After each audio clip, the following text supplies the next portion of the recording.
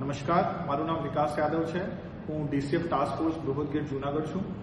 તાજેતરમાં એક video viral થયો છે જેમાં દેખાય છે કે અમુક શખ્સો સિંહની પજવણી કરે છે, એમને હેરાન કરે છે. આ વસ્તુને ધ્યાનમાં રાખીને એક ટીમની રચના કરવામાં આવી છે. એમાં મુખ્ય તપાસનીસ અધિકારી તરીકે એસીએફ પૂના છે.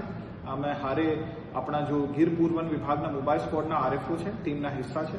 એમના હારે આપણા ગીર પશ્ચિમ વન વિભાગના મોબાઈલ સ્ક્વોડના આરએફઓ અને ટાસ્ક ફોર્સ જૂનાગઢના આરએફઓ એમના પાર્ટ છે. હું આ બધાને જણાવવા માંગુ છું કે સિંહ, એશિયાટિક સિંહ, જો આપણો સૌરાષ્ટ્રની શાન છે, આપણે ભારત દેશની શાન છે, એક શેડ્યુલ 1નું પ્રાણી છે અને એમની કોઈ પણ હેરાન કરવાની પ્રવૃત્તિ થાય છે તો આ ગુનાનું કૃત્ય છે અને વાઇલ્ડ લાઇફ પ્રોટેક્શન એક્ટ 1972 હેઠળ ગુના બને છે. કોઈ પણ શખ્સ એવું કરે છે અને સિંહને હેરાન કરે છે એમને સામે કડકથી કડક પગલાં લેવામાં આવશે.